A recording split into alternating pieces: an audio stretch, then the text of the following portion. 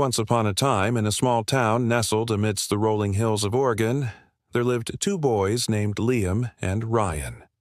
They had been best friends since they were 6.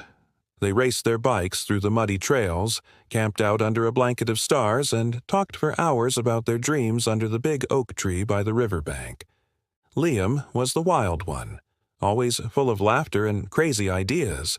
Ryan was the quiet thinker, the one who kept them out of real trouble.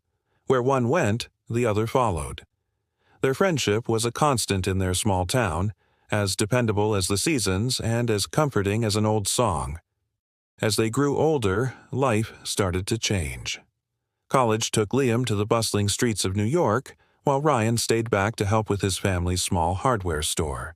The distance was hard, but they kept in touch through late-night calls, shared playlists, and surprise visits during holidays. Still, Ryan could tell Liam was struggling. The city was harsh, and despite the jokes about conquering the concrete jungle, Ryan could hear the weariness in Liam's voice. Though Liam never said it out loud, his voice had lost some of its light. He talked less about dreams and more about pressure, loneliness, and expectations. Then, one winter morning, Ryan received a call that shattered his world. His phone slipped from his numb fingers as he heard the words, "Stage 4 cancer."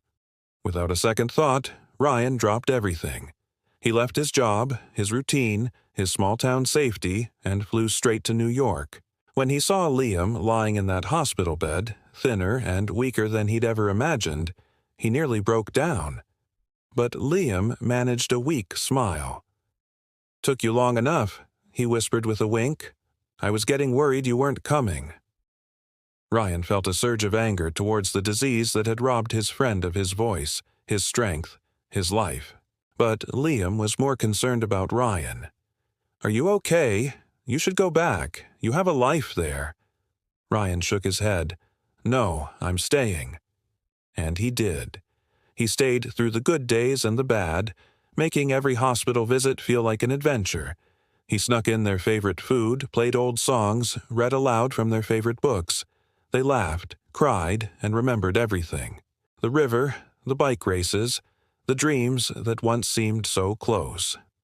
Liam would sometimes say, "I'm sorry I didn't become someone great."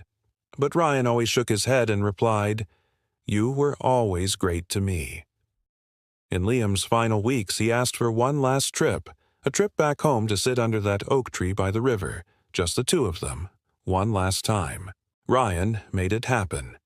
He rented a van, loaded it with blankets and snacks, and drove them all the way back. They sat by the river, watching the wind ripple across the water, sharing stories, memories, and dreams. Liam leaned his head on Ryan's shoulder and whispered, "Promise me, no matter what happens, you'll live your life. Really live it." Ryan choked back tears and nodded. "I promise." Liam passed away 2 days later, leaving behind a void in Ryan's heart that no one could fill. But he kept his promise. Ryan took over the local youth center, guiding and inspiring kids the way Liam used to inspire him. Every summer, he organized a camping trip under the stars, always ending it with stories about a boy named Liam, his best friend, his brother by heart.